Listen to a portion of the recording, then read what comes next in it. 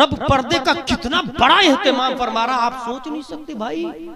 हदीस शरीफ में यह आया, हजरत फातिमा अकेली नहीं जाएगी। जेड सिक्योरिटी के बारे में सुना ना आपने, जिस तरह तह बतह कई लाइन से जेड सिक्योरिटी होती है, हजरत फातिमा तो ज़हरा रज़ी अल्लाह ताला अन्हा के गिर्द हूरों का दायरा होगा, 1 2 3 7 5 तबक दायरा होगा। अच्छा, जब 5 तबक दायरा होगा तो यूं ही हजरत फातिमा नहीं दिखेगी, उसके बावजूद कहा जा रहा सर को झुका। अच्छा, सर जब झुक जाए तब भी नहीं दिखती, अब ये कहा जा रहा आंखों को भी बंद करो।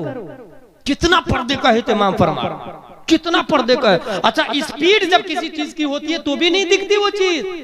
125 की स्पीड में कोई मोटरसाइकिल गुजरी, आप पहचान पाएंगे अपाची है कि या डीलक्स है?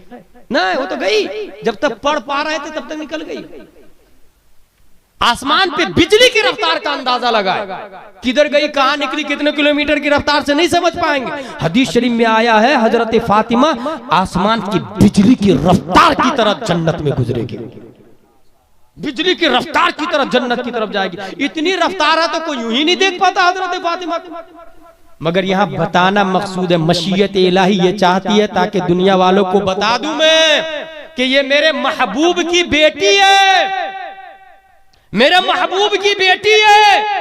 जब दुनिया में थी तो हाथ पांव चेहरा तो बड़ी बात है, इनका आंचल भी गैर मर्द तो गैर मर्द महो महर ने नहीं देखा है।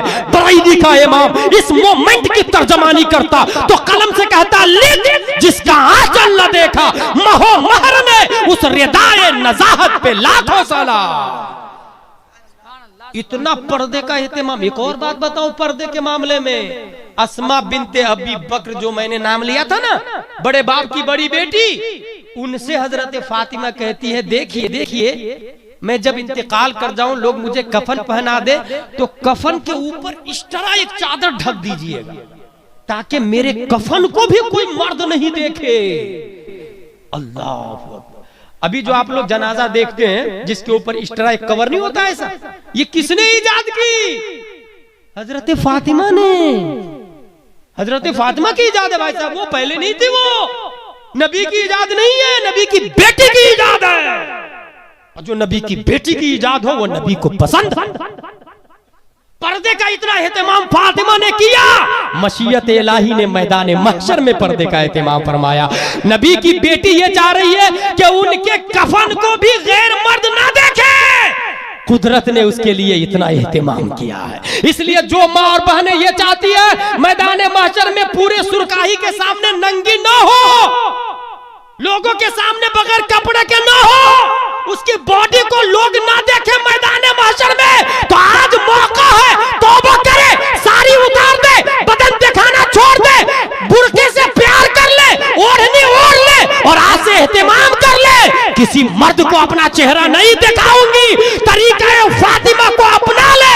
मैदान महशर में जिधर से फातिमा गुजरेगी सदके में कनीज़े फातिमा भी जाए। परवरदिगार आलम हम सबको इस पर अमल करने की तौफीक अता फरमाए।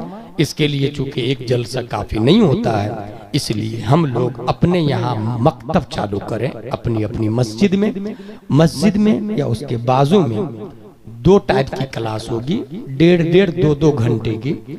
बच्चे स्कूल जा रहे हैं जाने दें, कॉन्वेंट सेंट पायस सेंट जोसेफ जा रहा ना जाने दें। सुबह स्कूल जाता है तो दोपहर में मदरसा भेजे, और दोपहर में स्कूल जाता है तो सुबह भेजे। दारुल उलूम में जाना फर्ज वाजिब नहीं है, इल्मे दीन जरूरत के मुताबिक सीखना फर्ज वाजिब है, वो मकतब में भी सीख सकता है।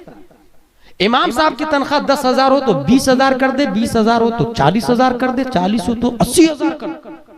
ये जो एसपी कलेक्टर 1 लाख लेता है, स्कॉर्पियो में घूमता है, आईफोन यूज करता है, वो हमारा पैसा होता है। हम टैक्स भरते, जीएसटी हम भरते, हमारा पैसा है। हमारे पैसे से वो घूम रहा, शहर की हिफाजत हो पा नहीं रही, मॉब लिंचिंग हो रही। एसपी कलेक्टर अपनी ड्यूटी में नाकिस है, हमारा पैसा लेकर, मगर शहर की हिफाजत तो नहीं हुई ना। ईमान की हिफाजत ये 10,000 वाले कर रहे हैं, सुन्नियत की हिफाजत ये मस्जिद के इमाम और मदरसे के मुदर्रिस कर रहे हैं।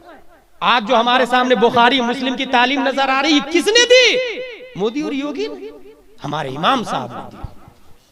मुफ्ती अजीजुल्लाह मजहरी अलैहिर्रहमा और रिदवान के शागिर्दों ने दी, उनसे तरबियत पाने वाले उलमा ने दी।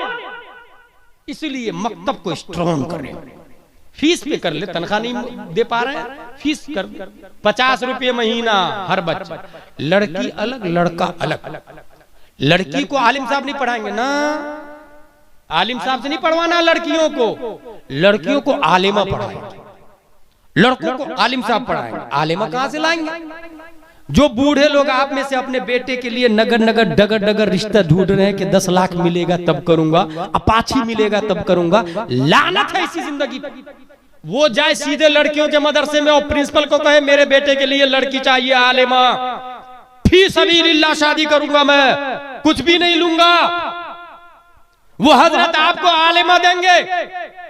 आपके मोहल्ले में आलिमा आई, एक आलिमा ने 10 को आलिमा बनाया, 10 ने 100 को, 100 ने 1000 को। मैदान महशर में वो ससुर जन्नत में जाएगा जो आलिमा बहू करके लाया। वो सास भी जन्नत में जाएगी जो अपनी बहू से सिर्फ चावल से पत्थर नहीं चुनवाई, अपनी बहू से बर्तन और कपड़े नहीं धुलवाई, अपनी बहू से बुखारी और मुस्लिम पढ़वाई। वो सास भी जन्नत में जाएगी, वो ससुर, वो शौहर भी जन्नत में जाएगा जो अपनी बीवी को टाइम दिया कि जाके मदरसे में बच्चियों को पढ़ा करके आए। इस तरह लड़कियों की लाइन अलग, लड़कों की अलग। अब करेंगे कैसे? आपके पास एक उज्र होगा, लोग भेजते नहीं।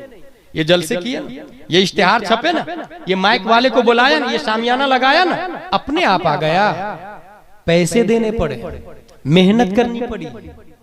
आपको करनी होगी मेहनत। पैसे तो दे नहीं पाएंगे क्योंकि इतने पैसे देके कौन पढ़ाएगा किसी को। इसलिए मेहनत कैसे करेंगे? डोर टू डोर जाके, भाई साहब अपने बेटे को मदरसे भेजे, अपनी बेटी को मदरसे भेजे। 3 साल से ज्यादा का बच्चा घर में बैठना नहीं चाहिए, मदरसे में भेजे। एक दिन नहीं, 2 दिन जाए, 3 दिन, 4 दिन, 5 दिन जाते रहे। हो सकता है वो आपसे ये कहे, who are you interfere in my personal life, she is my daughter, he is my son. मेरी मर्जी, भेजू या नहीं भेजू, तुम कौन होते हो इंटरफियर करने वाले? तब उसको कहिएगा भाई साहब ये तुम्हारा पर्सनल मैटर नहीं है, क्योंकि जिस दिन तुम्हारी बेटी जवान होके कॉलेज पढ़ के अपना बॉयफ्रेंड भंगी को चूज करके कोर्ट मैरिज कर लेगी या भग के शादी कर लेगी, तो तब सिर्फ तुम्हारी नाक नहीं कटेगी, पूरी सुरकाही की नाक कटेगी, पूरे गांव वालों की नाक कटेगी। तो पर्सनल मामला हुआ या पूरे गांव का मामला हुआ? पूरे गांव का मामला है।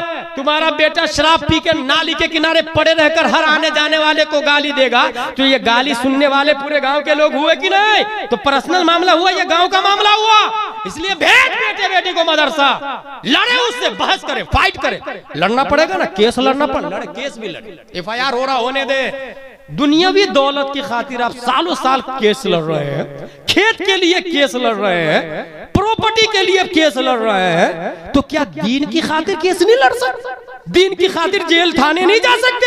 जो दीन की खातिर जेल में जाता है उसको इमाम अहमद बिन हंबल कहा जाता है, जो दीन की खातिर जेल जाता है उसको शम्सुल अइम्मा सरखसी कहा जाता है, जो दीन की खातिर जेल जाता है उसको मुजद्दिद अल-फसानी कहा जाता है, जो दीन की खातिर जेल जाता है उसे इमाम आजम अबू हनीफा कहा जाता है। हाँ, जो दीन की खातिर जेल जाता है उसे उड़ीसा का रईस हबीबुर रहमान मुजाहिद मिल्लत कहा जाता है। अगर आपने ये ठान लिया, और तालीम सिर्फ कुरान शरीफ ना, लोग समझते हैं मेरा बेटा कुरान शरीफ पढ़ लिया, रिश्ता देखने जाएंगे, आपकी बेटी दीनी तालीम जानती है? बोले हाँ जानती है ना, कुरान शरीफ 3 बार पढ़ ली। कुरान शरीफ 3 बार पढ़ने से दीनी तालीम हो गई? मेरे भाई, कुरान शरीफ पढ़ने से फर्ज इल्म हासिल नहीं होता, सिर्फ उसके मानी जानने से फर्ज इल्म हासिल होता है। और उसके मानी को समझने के लिए उर्दू का सिस्टम है, तामीर अदब अव्वल दोम सोम अनवार शरीयत बाहर शरीयत कानून शरीयत तमीद ईमान, उर्दू की किताबें, साथ में अरबी के चले। और एक और कमी आई है, अरबी पढ़ के आप में से मैं पूछूं कि आप लोग मकतब में गए हैं, तो 95% कहेंगे कि हाँ मैं बचपन में मदरसा में गया था। 95% का यही जवाब होगा, ये मेरा मुशाहदा कहता है। भले 5 दिन के लिए माँ बाप ने मार मार के जरूर पहुंचाया होगा, उस्ताद के मारने से मदरसा छोड़ा होगा या किसी वजह से भी छोड़ा, मकतब में तो जरूर गया होगा। लेकिन वही मकतब का सिस्टम अगर स्ट्रांग होता, अरबी के साथ में उर्दू, अरबी पढ़ लिया उर्दू नहीं पढ़ा तो नापाकी की हालत में कौन जाए कुरान शरीफ खोलने, चंद सालों के बाद उसको भी भूल गया। उर्दू पढ़ लेता तो नापाकी की हालत में भी अखबार उठा के पढ़ता, और जब अखबार पढ़ता तो उर्दू तो बाकी रहती, जब उर्दू बाकी रहती तो बहार शरीयत पढ़ सकता था, अनवार शरीयत से वजू के मसाइल याद कर सकता था। वजू में 4 फराइज है, चेहरा धोना, हाथ धोना, मसा करना, पाँव धोना।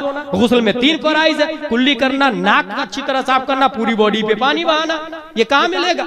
अरबी में समझ में नहीं आएगा, उर्दू में मिलेगा। अरबी में तो इतना आया इन कुंतुम जुनुबन फत्तहरू, ये हो गए 3 फराइज।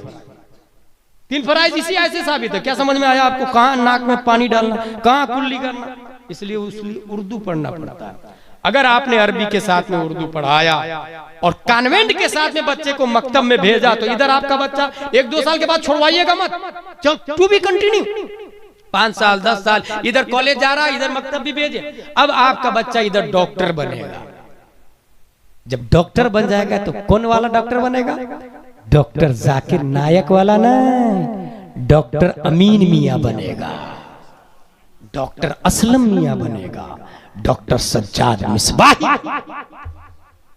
ये पॉइंट की बात थी, करने की बात थी, जो एक जलसे का टारगेट होता है। जलसा को मैं सीपीयू समझता हूँ। सीपीयू कहते हैं सेंट्रल प्रोसेसिंग यूनिट। वमा अलैना इल्लल बलाग। अस्सलामु अलैकुम।